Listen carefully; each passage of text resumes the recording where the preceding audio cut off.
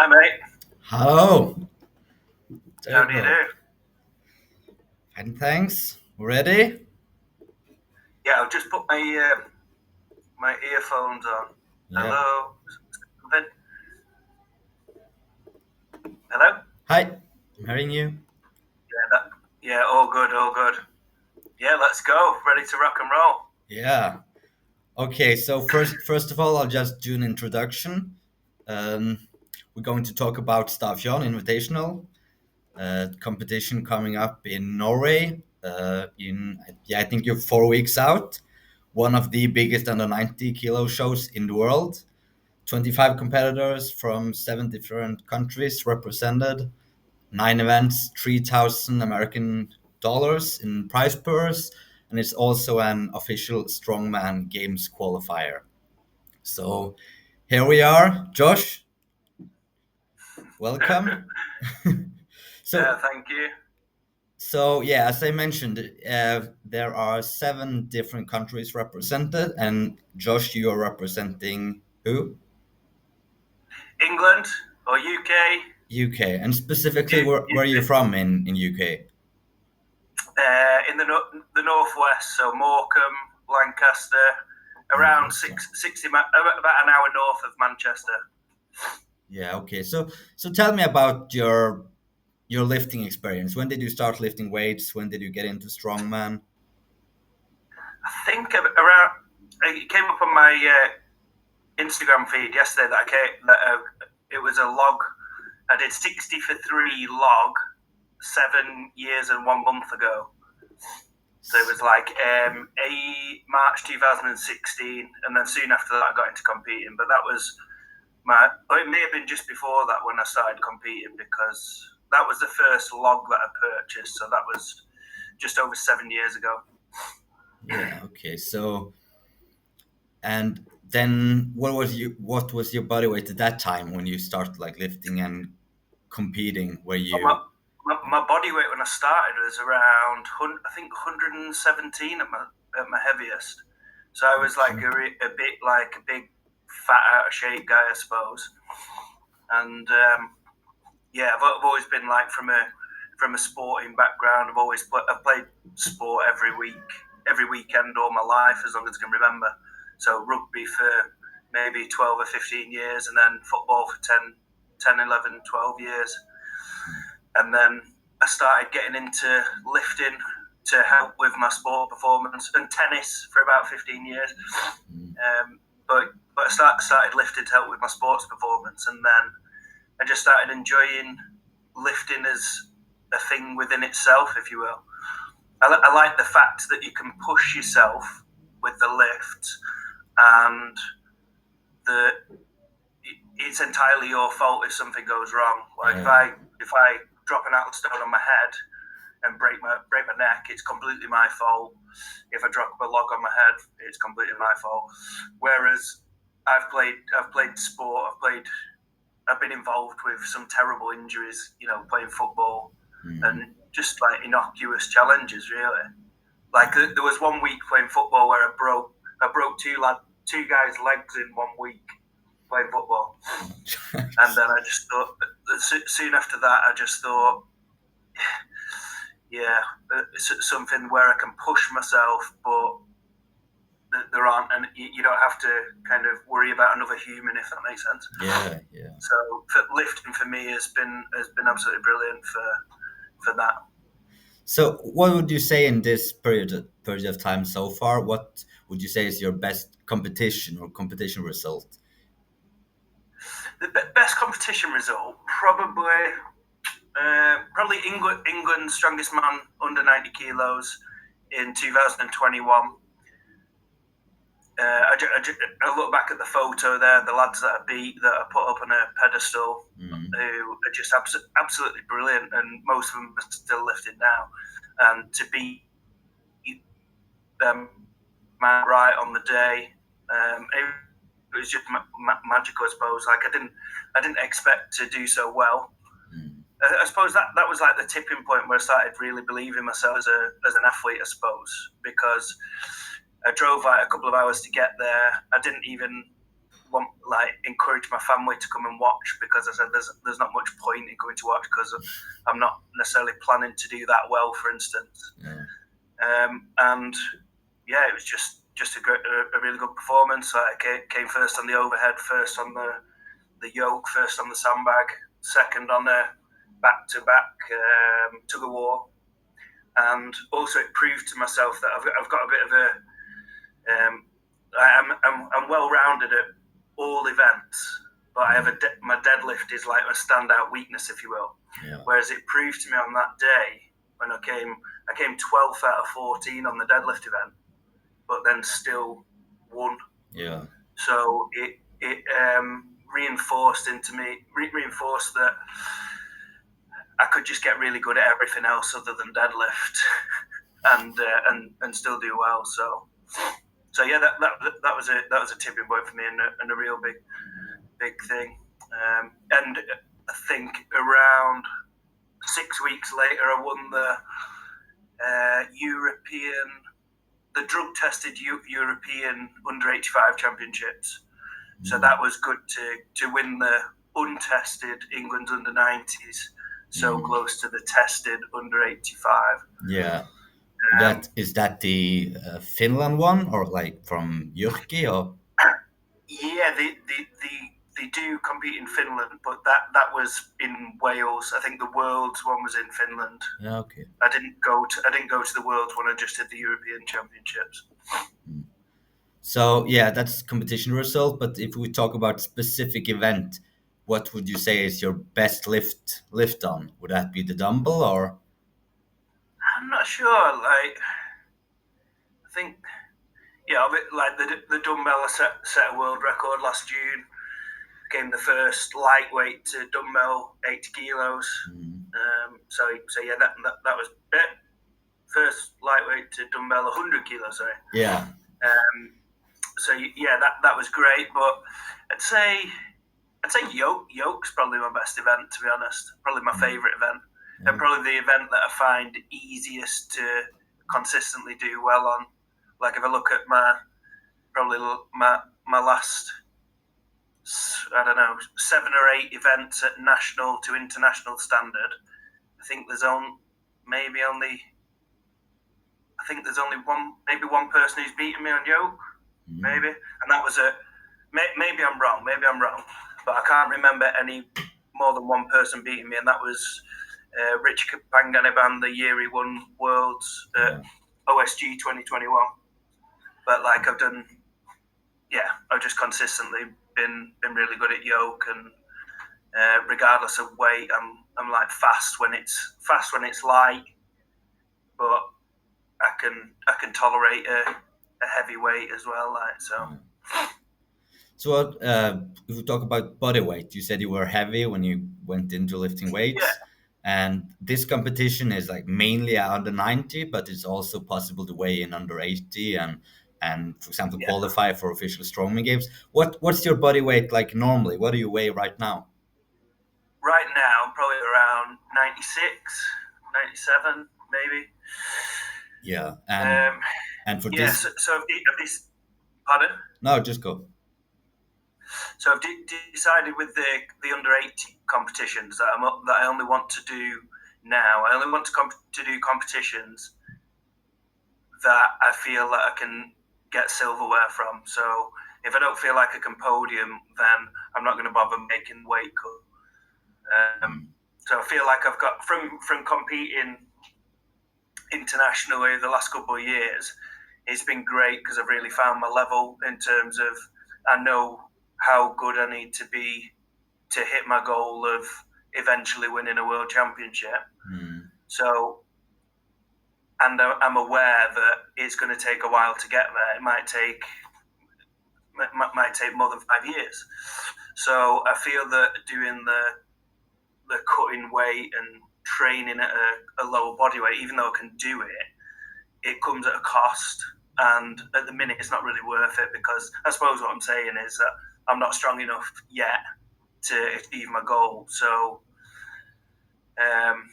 yeah, I was meant to do the Arnold's under 80s in March, Mm. but then the week before that, and I felt really good on all the events. But then the week before, I think 2 weeks before it got announced, there was a mystery event in the final that was a deadlift. That I've been managing like a hip injury for the last 18 months or so. That I knew the variation of deadlift, I would just be sitting it out. I wouldn't even attempt it. So from that, I went from planning to give it my best shot at hitting the podium or potentially winning the under 80s class to knowing that if I got to the final four, that I'd be finishing fourth anyway. So then I decided to not make the weight cut. I went up to the under 90s class and just did it for experience and had fun doing that. And then I've entered the Chaos under 90s qualifier, which I'm first reserve for that. Mm-hmm. So again, if I manage to get a spot in that comp, then I think I'll just probably do under 90s comps this year. But if I don't get into the Chaos comp, then I'll consider doing the OSG European Championships under 80. But I decided it was the English under 80s last weekend, and although that I would have liked to have done the Britain's under 80s, I decided that I didn't want to make weight for England's qualify and then make weight for Britain's and then make weight. So yeah, I think that this year if I can potentially do the European Championships under 80s, but if not, I'll enjoy. I've done the Arnold's under 90s. I'll do the Norway one with you guys under 90. Ideally, do the Chaos one under 90, and then potentially do some like 105s comps and open comps this year, and domestically. I also did that. Go on. Are you already qualified for European, or are you doing the online qualifier? Online qualifier. I'm currently second in the under 80 class. I see. Okay. Yeah. So you will for sure just weigh in below under 90 for Stavtjorn, right? Yeah. But I've put on quite a bit of weight. Like if I'm what's the word? Like if I for the Arnold's, I'd want to be ideal. I don't know what other people do with cutting weight and stuff, but my ideal for competing under 80 is be 88 kilos 10 days out. Like I've tried it. I've done it from heavier. I've done it from lighter. I did OSG in 2021 and it was like 83 kilos a week out, and then I was just too light when I replenished, and then I competed against Mads in Europe in Seville in September, October, end of last year, and I cut from around, I think I was around 90 kilos there, but I did in a week, and it was just too much. It was just too stressful. Even though that I performed well on the day, it was just too costly, I feel. So for me, 88 kilos is where I'd want to be. So to be 88 kilos, I'd want to be around 92, 93 walking around weight, if you will, and then diet down to that 80 kilos, maybe 4 to 6 weeks out. Whereas at the minute, competing under 90 kilo, if I'm going to maximize what I'm doing under 90 kilos this year, I don't want to be walking around at 92, 91. Really, I want to be a little bit heavier. Ideally, around 96 to 98 range. Yeah, so you'll just So you'll just stay where you are until 1 week out, or for? But maybe ideally around 96 or something. 7 to 10 days out. So if we move into like the events for Stavtjorn specifically, or to the competition specifically, it's 9 events, and I mean 9 events, and you don't have a deadlift. I mean that would suit you then, wouldn't it? Yeah, definitely suits me down to the ground. Yeah, that's what I enjoyed about doing the comp in Seville, the European Arnold's last year was the fact that I was actually planning to. I was really bad after Britain's under 80s last year, maybe in July. My hips were really bad for any kind of pickup between the legs or any conventional deadlift. And I had in my head that I was going to maybe even take a year off and just rehab and whatever. Like, when I won the comp in Seville when I competed against Mattis, I couldn't deadlift 120 kilos. I remember thinking, like, my mum can out deadlift me at the minute, honestly. But other than that position, I feel really strong. So it's really frustrating. But in that event, instead of deadlift, there was a tire flip. So I just entered that comp to kind of keep me interested and keep me practicing, if you will, in terms of the competitions. So yeah, that was a really good decision. And then this competition came up, and then when there was no deadlift announced, then I just thought that that'd be great, because so the only things that I'd be concerned about in terms of my injury is like the sandbag pickups. You know, there's the sandbag to shoulder, there's the sandbag loading, isn't there? And even the pickup, the initial pickup on the sandbag carry for distance. Because there are some days where I go and pick up 40 kilos off the floor, and I feel like I'm being stabbed in my glutes. But then other days when I'm not in pain, then I feel really strong. So it's hit or miss. Yeah. So what would you say out of all the events? What would you say is your best event? Which event would you expect to? Do you have the list of events? Yeah. And I'll tell you how confident I am with each one. Yeah. So first one, you have the sandbag for max distance. You have back toss, axle press for max, frame hold. Sandbag to shoulder, yoke raise, duck walk, dumbbell for reps, and then there's sandbag over bar. Cool. So what was the first one? That was the carry, sandbag carry. Sandbag carry. So it's 110 for distance, isn't it? Yeah. So last time I did 100 kilos for distance was at England's Strongest Man last year, and I think I did 170 meters.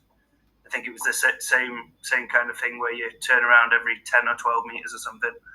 So I don't know. I'm confident with that. Like there was I can't remember how many people it was against. Maybe 20-ish people, and that was second, I think. So yeah, I'll be aiming for top points on that, I suppose. What I'm saying. That'll be the goal anyway. I had no idea what other people were doing, but I'm just one of those events where I feel like if people are beating me by much, then fair play to them. I'll be impressed. Yeah. What's the next event? There was the bag toss. Only 3 bags over 4. I think it's 4 meters 40. And so bag toss, very confident with this. What is it? 13, 15, 18 or something? Yeah. Over 4.4. I think this one will be tight. Very confident with this. I feel like I can get top points on that. Or 9 times out of 10, I would say that I get top points on that. But the 1 out of 10 is if you misgroove it, then I could be bottom of the pile or mid-table. Yeah. You know what it's like. You know, it could be, I don't know, depending on how far you set out, it could be 8 seconds, 9 seconds or whatever. But then if you miss the first bag and you launch it really far, and you come back and it might take you 25 seconds to do it, or you might be fatigued when you come to the 18 and fail it very easily. So yeah, there's a lot of pressure on that event, which suits me, being like so experienced with competition that I feel that a lot of people, you know, easily underperform on events like this, where I feel really confident that I'll execute. What's the next event? Third event is the axle press for max. Axle press for max, yeah. Again, very, very confident, but I can only imagine what I'm going against in the UK. You see, so I don't really know the caliber of athletes. I've recently hit I think 150 152 is my PB in the gym. But obviously the setup is going to be completely alien to me. So a way for me to prepare for this, like always try and prepare on different surfaces, different footwear.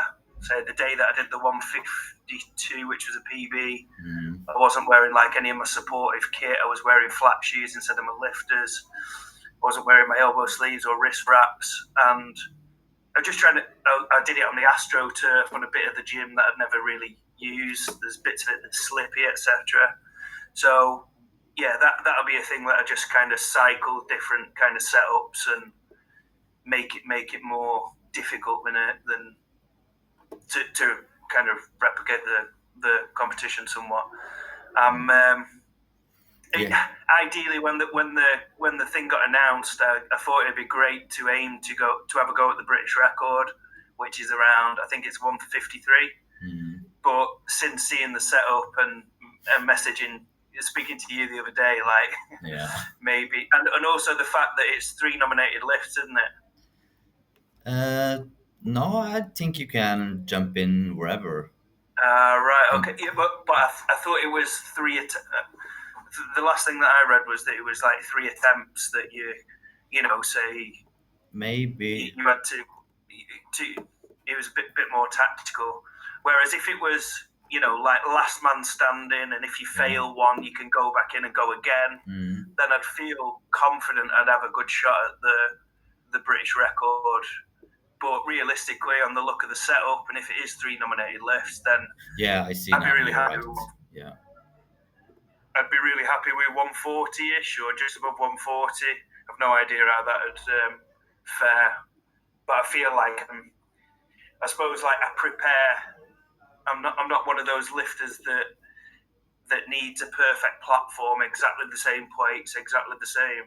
Like I just like getting stuck into different setups to prepare us for competitions that are always going to be slightly different.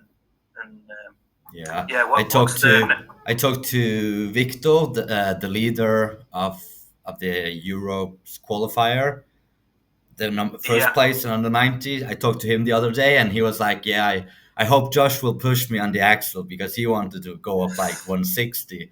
He was talking, but I think you guys will be surprised by like the open air, the surface, and I mean, the higher you get on the weight, the worse the surface will be because the axle has been going around everywhere and made for sure. But honestly, that kind of thing really suits me down to the ground. And I don't mean to go near hitting a PB. I just mean to compared to how it will affect others. I can imagine a lot of the guys there will be like, "Oh, this is difficult. Oh, the foot underfoot." Whereas for me, I love stuff like that because it's how versatile you are and how you adapt. And that suits me down to the ground. If I see other people finding it challenging and getting put off by it, then I'll be capitalizing on that. Yeah. So the next one is a frame hold, 250 kilos for max time. So feel really good on this. Like, I'll be surprised if many people beat me. To be honest, they had the same weight 2 years ago, same weight, same apparatus, and there was an under 80 guy, Hans Jørgen from Norway. He won the event with 52 seconds that time. Yeah, well, I'll be disappointed if I can't go over a minute if I do that today. To be honest, but obviously the setup is unique on this. Like if you pick it up and you slightly misgroove the handles, or you have it in a slightly different position in your hands, or I've been preparing for something with slightly different circumference of the thing that you put of handle, for instance.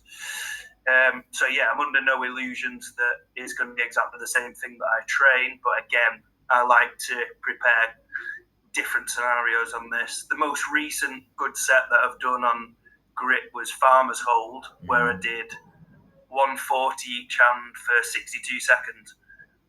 So that should be. I don't imagine many people could beat that. Yeah. So but obviously it's slightly different with the frame, and it depends on the width, etc. Blah blah blah. A lot of yeah, variables, but I do feel confident. I see. So the next event is the sandbag to shoulder, which you already talked a little bit about. 80, 100, Yeah, so it's, 120.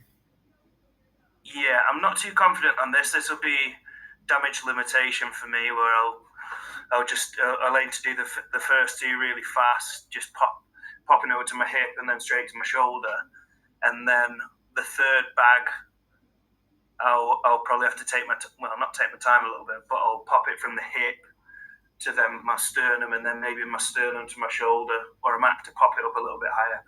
120 feels tough for me. The pickup feels really tough. So yeah, damage limitation on that, but So I think that'll be a thing where hopefully I plan to be in a really good position, and I'll be, ideally it'll be reverse order, so my placing will be high up ideally, so then I'll know what I need to do tactically. I won't be getting carried away trying to go for the win on this, but I'll be trying to do, try and finish as high as I can without taking a risk of failing, if that makes sense. So the next event, I think that will be the 6th, is the yoke race, which you already said you would aim to win. Yeah, I feel very confident on this. Yeah. Yeah, so I mean it's a lightweight, it's 275, but yeah, as we already mentioned, the surface is different. So yeah, Yeah. I would compare it Yeah. to at least 300, at least.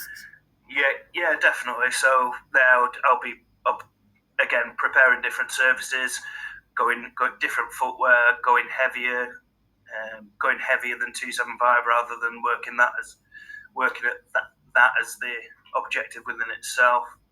So yeah, but I feel really confident, and again, I'll be impressed if anybody beats me on this. And it doesn't.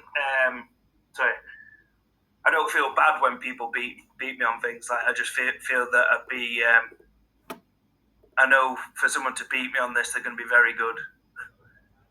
Yeah. So duck walk, how's your confidence in this event? 130 Yeah, kilos. very confident. Worked off the best time from I can't remember what it was, but I started doing it a couple of weeks ago. Worked out what the best time was when you did it last year. Was it last year or the year before? And then I've been practicing I just marked out the distance, and then I've just practicing the speed to beat that, and aiming to get stronger with the speed, if that makes sense. Yeah. So I haven't gone near comp weight, but it's not heavy. It's like what is it, 130 or something? Yeah. So it's really light. But again, as it gets closer to the comp, I'll be trying different apparatus and different lengths, and unless we find out what the exact spec is of the equipment, otherwise I'll just be prepared for. Yeah. So second to last event is the dumbbell for repetitions, 63.5 kilos. First of all, what do you imagine would be the winning, like how many reps is possible to do in a minute? I'm not sure, to be honest. I think I'm not sure. I'm sure the most I've seen it was maybe just over a minute. I think it was Ben Dona. He did. I'm sure I've seen him do 60 for 15. Oh, jeez. Whereas I'm not sure. I'd be strong. I feel like I'd be strong enough to do that, but I don't think I'd get that within the time personally. And this is it may surprise you. This is an event that I'm less confident about than say the frame hold and the yoke, for instance, because I feel like when you even though this is an event where maximal weight can be very, very different in terms of technique to say a sub-maximal rep event. Like my technique's completely different. Like say say going for a max, I'll lap the dumbbell and then hip clean it to my shoulder, and then like split jerk, usually split jerk or power jerk or whatever. Whereas doing that clean technique, maybe for a lot of people, push pressing. I think for me, I'll do a push jerk where I'll be jerking it but not moving my feet out, if that makes sense. Yeah. And then bringing it back down and doing touch and go. Oh, did I see on the rules that you don't touch the floor? It just has to go below the knee. Would that make sense? At least, as you'd at least have to go below the knee, yeah. But I don't know. Yeah. What Because else? if that's the rule, then I'll be more confident with that. Because like I've not struggled, but I found it challenging sometimes, like doing really high reps on the dumbbell, and then sometimes missing the touch on the floor. Do you understand what I mean? So if it is just below the knee or below the hip, then that'll definitely suit me better, doing like more of a hand clean, if you will. So that'd be tough, really challenging. Like it'd suit me being significantly heavier. That's what I mean. Yeah. Like if it was like 80 kilo for reps, for instance, or 85, 90, for instance. But what do you think about like do you think you will be affected that this will be like day 2, event 8? Like will that affect Zero. No, not at all. For this event specifically, or like for example the axle? Don't you think that axle for max will be affected with having to walk like max distance with a sandbag ahead? Right. Okay. So doing the axle for max after max distance for, not for me. Not for me at all. And like going on to the second day, I'll probably feel the second day I'll feel better than the first day probably, because I'll have moved and stuff, and not as close to traveling. Like at the end of the day, the event on what will I do? Say the event on Friday will be a lot easier physically than pretty much any training session that I do. But I'll be working a lot harder this afternoon. I'm going to train after this conversation, and I'll be working a lot harder that'll be a lot more difficult what I'm going to do today compared to what I'll be doing on one of the days, if you will, just for one set.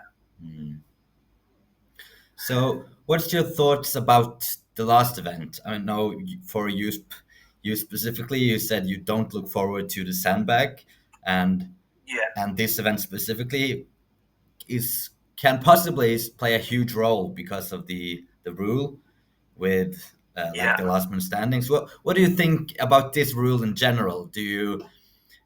I tried to compare it a little bit as the same as the heats in the World's Strongest Man final, like the third place going up against second, and third place can go into the final by beating him in the stones, even though he's 10 points behind. Like, what do you think about this event particularly playing a bigger role than the other events?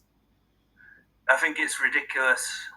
I think it's a terrible rule, and I probably wouldn't have entered actually if I knew that was gonna.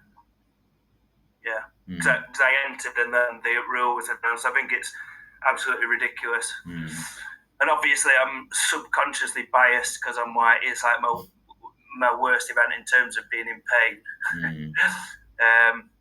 But yeah, I can't imagine me, like even if I was winning, for instance, going into that, like I can't imagine the person in second place not beating me on it.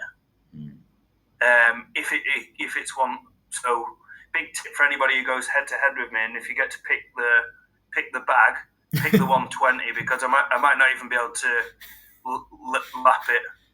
Whereas the 100 kilos, I feel like I could just go on for ages. Probably do, I don't know, 50, 60, 100 reps, I don't know, in that format. Whereas the 120, I might not be able to lift one, if it's like a wider bag. Because that's the thing that kills my pickup, is just taking that. Like I feel really strong, narrow, and like a high pickup, but then just the side of the bag is not disproportionately more difficult. It's not just 20 kilos heavier, for instance, if that makes sense. Yeah. So for the chaos qualifier, what I did, they had sandbag 120 sandbag to 50 inch, I think it was 120 sandbag for reps to 50 inches. And what I did with that is I packed the 100 kilo bag with 20 kilos extra sand in. So that felt really good because it didn't take my pickup width great. So I did great on that. I managed 8 reps in a minute at 120, which is like a massive PB. But if I'd have used the usual 120 kilo bag at the gym, or even though off that I should be strong enough to lift the 140 kilo bag, I can't even break it off the floor. So yeah. Anyway, that's just me working around an injury, I suppose. Yeah. So what do you expect on your own performance, like in total? Do you expect to be in like a podium place before this event? Oh, before this event? Yeah, like before the final event. Yeah, 100%. So, yeah, I mean, we're running out of time. I mean, you're running out of time. Yeah, and I don't mean to, like I know. Obviously, I know myself better than anybody else, and I look back. I don't know how many competitions I've done. Maybe 50, 60, 70. I don't know. Loads, more than most people in the world, to be honest. Over the last 4 years, say.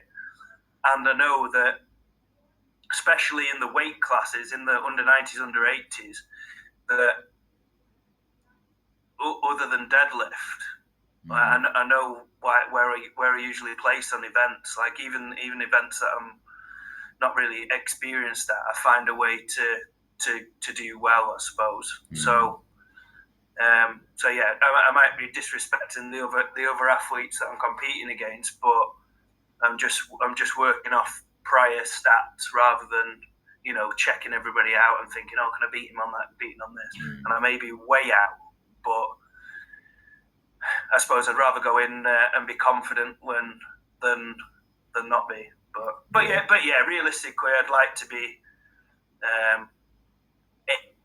aiming for top 3 on every event, apart from the sandbag stuff.